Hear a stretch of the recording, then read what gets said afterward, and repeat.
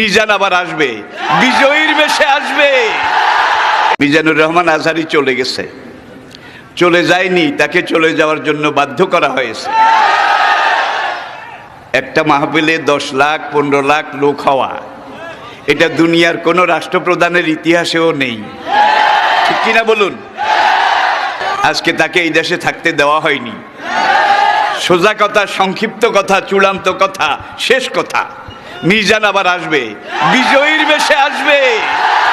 এই দেশের তাওহীদি জনতা এমন ইতিহাস সৃষ্টি করে তাকে আলিঙ্গন করবে ইনশাআল্লাহ। সেই সমাবেশই দূরে নয়। আমাদের সেই দিনী ভাই, আমার সেই সুযোগ্য সন্তান, অচিরে আল্লাহ তাকে আবার আমাদের মাঝে ফিরিয়ে আসার মতো, আনার মতো সৌভাগ্য, পরিবেশ, পরিস্থিতি এটা তিনি যেন দান করেন। সবাই বলুন আমিন।